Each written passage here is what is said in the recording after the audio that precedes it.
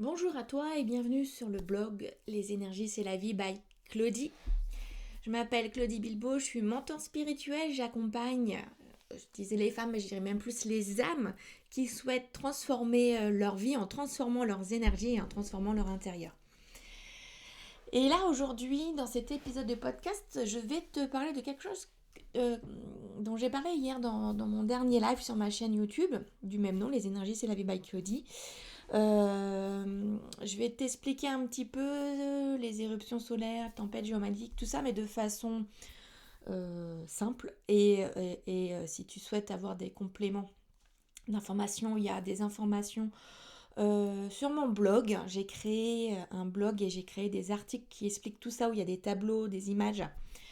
Donc c'est sur mon site internet lesénergiesc'estlavie.com.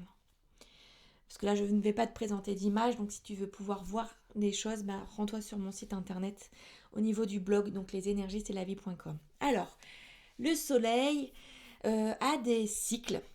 Et là, on est à la fin, si je ne me trompe pas, de son 24e cycle. C'est des cycles de 11 ans. Et plus on arrive vers la fin, plus le soleil est actif. Et plus il se rapproche de la Terre. Ou la Terre se rapproche du soleil, peu importe. Ce qui explique un peu les changements de température, les modifications du climat, etc. Parce que pour imager ça, tu prends un briquet, tu allumes ton briquet, plus tu vas rapprocher ta main, plus il va faire chaud. Tu vas sentir la chaleur. C'est la même chose avec le soleil, plus il se rapproche de la Terre, plus forcément on ressent la chaleur. Et donc, le fait qu'il soit plus actif, ça va entraîner plus d'éruptions solaires. Il est toujours actif, mais c'est des éruptions solaires plus fortes qui vont avoir un impact sur la Terre et sur nous les humains. Alors, les éruptions solaires, il y a une classification. Là, j'enregistre en juin 2024 et en mai 2024, on a eu début mai une dizaine d'éruptions solaires de classe X avec des belles aurores boréales suite à des tempêtes géomagnétiques. Les aurores boréales étaient visibles à l'œil nu, même en France et dans le sud de la France, même en Suisse, enfin voilà. C'est pas anodin, c'est pas visible tout le temps comme ça, c'était lié à ce qui s'est passé aux éruptions solaires de classe X. Donc, les éruptions solaires sont classifiées comme ça. On part de A, on arrive à X. X c'est le maximum et à chaque fois il y a de 1 à 9. Le A, le soleil, il est hyper calme. Éruption B, c'est calme. C, ça commence à bouger un petit peu, à être visible. M, ça commence vraiment à être actif et nous, en tant qu'humains, on peut commencer à ressentir les effets de ces éruptions. Et puis X, c'est le maximum. Donc, de 1 à 9. Ce qui fait que une M1, par exemple, n'aura pas le même effet qu'une M9. La M9, elle va être proche de la classe X, donc elle pourra avoir des effets au niveau énergétique, on va dire, comme une classe X. Donc voilà pour la classification des éruptions solaires. Donc oui, il y a toujours des éruptions solaires et elles sont classifiées en fonction de leur degré de puissance. C'est pour ça qu'il n'y a pas tout le temps des aurores boréales, etc. Quand il y a une éruption solaire, il peut y avoir associé ce qu'on appelle une éjection de masse coronale ou CME, c'est-à-dire un filament du soleil de feu qui éjecte de l'énergie. Et en fonction de la localisation, de la direction, ça peut avoir des effets sur nous. C'est-à-dire que si c'est dirigé vers la Terre, ça peut entraîner ce qu'on appelle des tempêtes géomagnétiques. Et même si c'est pas dirigé vers la Terre, mais que c'est assez puissant pour avoir des effets, ça peut entraîner des tempêtes géomagnétiques. Plus l'éruption est face à la Terre, plus la CME, l'éjection de masse coronale, est face à la Terre, plus on a des effets sur nous. Et donc des tempêtes géomagnétiques qui peuvent être fortes. C'est pour ça que toutes les éruptions solaires, même une éruption solaire de classe X, n'émet pas forcément une éjection de masse coronale. Donc il n'y a pas forcément de tempête géomagnétique associée. Par contre, tu peux ressentir toi les effets au niveau de ton corps, au niveau de tes énergies. Donc, les éjections de masse coronale, en fonction de leur puissance, ça entraîne des vents solaires et c'est ça qui va entraîner des tempêtes géomagnétiques. Je vais y revenir, je vais juste terminer au niveau du soleil. Les éruptions solaires sont liées à des taches solaires, plus ou moins grandes. La tache solaire du mois de mai était tellement énorme, l'une des plus importantes depuis un siècle, que c'est pour ça qu'elle a fourni autant d'éruptions solaires de classe X. Donc les taches solaires. Et il y a également ce qu'on appelle des trous coronaux. Les trous coronaux, ce sont des vents solaires qui entraînent des taches noires au niveau soleil de différentes tailles, de petits à très grands. Et quand ce sont des grands trous coronaux et qu'ils font face à la Terre, ça entraîne des vents solaires vers la Terre qui entraînent également des tempêtes géomagnétiques. Voilà pour le soleil. Venons aux tempêtes géomagnétiques. Tout comme les éruptions solaires ont une classification, les tempêtes géomagnétiques ont également une classification. On va parler de l'indice KP majoritairement. Et donc, en fonction, il y a les classifications. On part de KP0, on va jusqu'à KP9, le maximum. De KP0 à KP4, on est à G0, c'est-à-dire que c'est calme, il n'y a pas de tempête géomagnétique. Quand on est en KP4, on dit que c'est actif, parce qu'on est limite tempête géomagnétique. Donc soit ça reste actif, soit ça part en tempête géomagnétique. Après, on a KP5, tempête G1. On a KP6, tempête G2. On a KP7, tempête G3. On a KP8, tempête G4. On a KP9, tempête G5. Et au mois de mai, on a atteint KP9, tempête G5. C'est pour cela qu'on a eu des aurores boréales visibles si nettement en France. Et dans beaucoup d'endroits du monde. Enfin, je parle de la France parce que voilà. Et c'est pour ça que quand on a du KP5, on n'a pas forcément d'aurore boréale visible en fait. Et plus c'est puissant, les tempêtes géomagnétiques sont puissantes, plus les aurores boréales vont être visibles à l'œil nu. Parce que à la base, c'est pas visible à l'œil nu, c'est surtout au niveau avec un appareil photo ou une caméra. Et puis il y a des latitudes qui sont hautes par rapport à nous.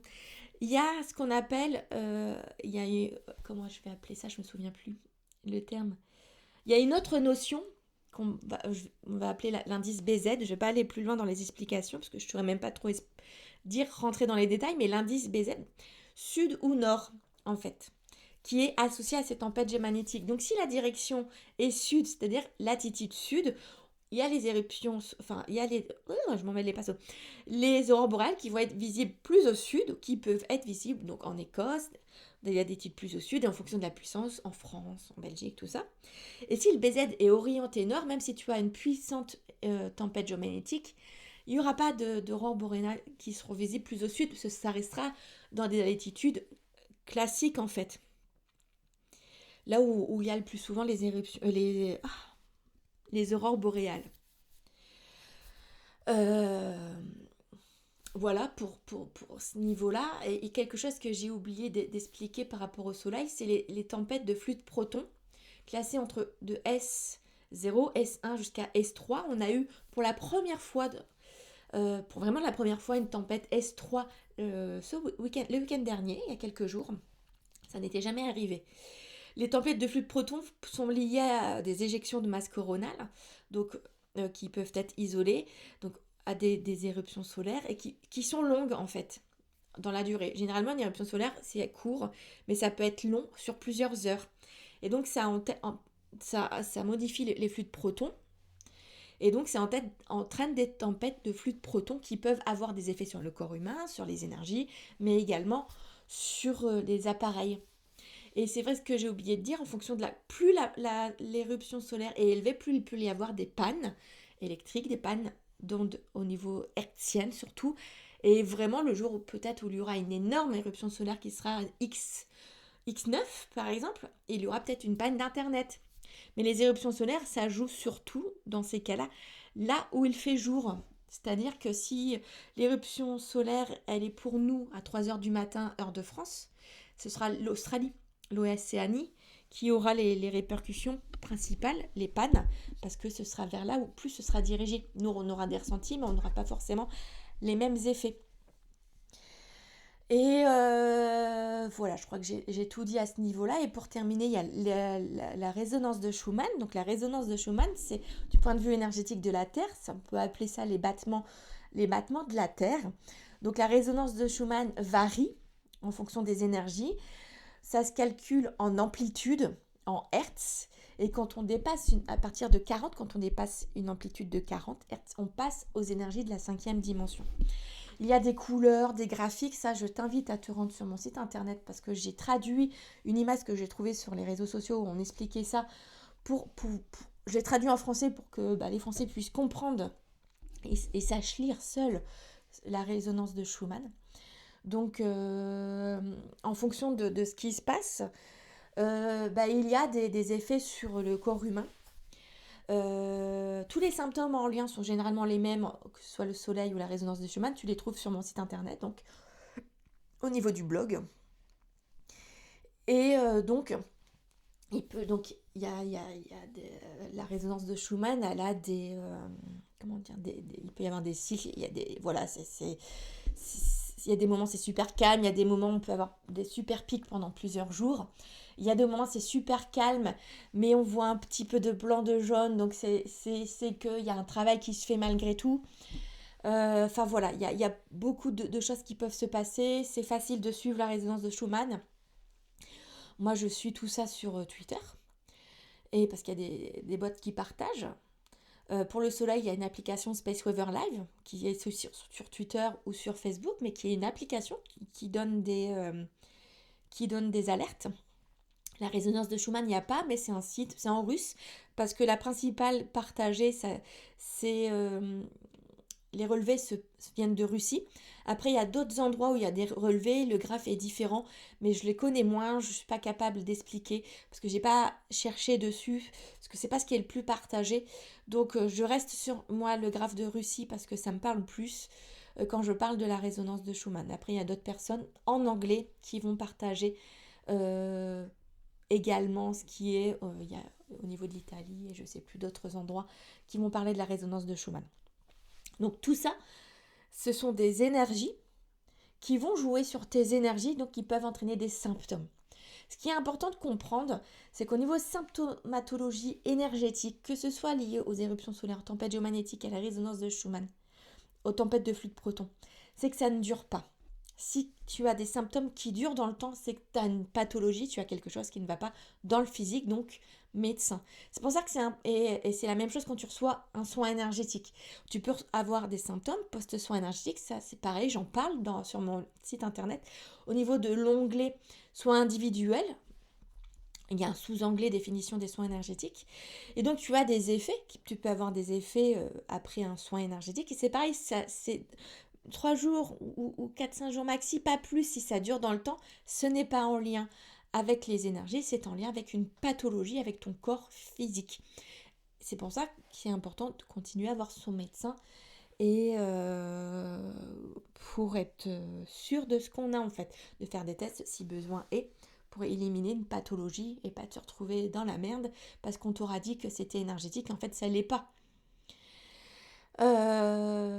Donc tout ça, tu as plein d'infos sur mon site internet au niveau du blog. J'ai vraiment voulu regrouper tout ça parce que moi j'ai fait des recherches, je suis commencé mon éveil spirituel il y a 11 ans.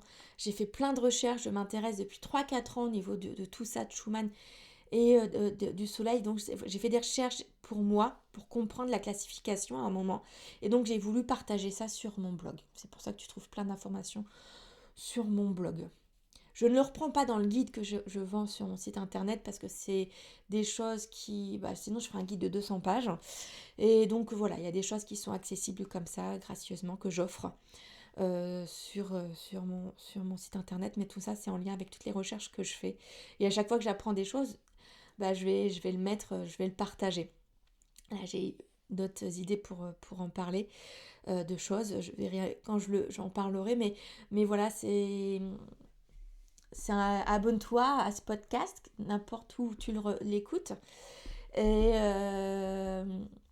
sois à l'écoute de mes articles de blog. J'en fais pas énormément, mais pas souvent, mais s'il y a des choses importantes qui sont partagées quand je le fais. Par rapport à mes compréhensions, c'est pour ça que je suis mentor spirituel, parce que je parle de ce que je connais, de ce que je comprends. Et je suis pas là pour coacher les gens en disant vas-y. Non, je suis là pour apporter mes connaissances, transmettre mes connaissances pour t'aider à te transformer. Et en utilisant mes soins énergétiques, parce qu'avoir des énergies élevées, un taux vibratoire élevé, ça aide à se libérer, à comprendre les choses. Et puis ça aide lors des éruptions solaires, de tout ce que je viens de t'expliquer, à avoir des ressentis qui sont plus faibles. C'est plus facile à vivre quand tu as un taux vibratoire qui est élevé, quand tu as reçu un bon nettoyage énergétique comme je propose avec mon soin libération énergétique. Alors, tu peux me poser tes questions en commentaire, mais je t'invite en priorité à te rendre sur mon blog pour avoir plus de précision sur ce que je viens de dire. Et si vraiment tu as toujours pas compris l'ensemble des choses, mets en commentaire ta question. Et puis j'y répondrai, je chercherai une réponse. Je te mettrai un lien si la réponse elle vient d'ailleurs. Et puis voilà. Je te souhaite une très belle journée. Je te dis à bientôt dans un nouveau podcast. Belle journée.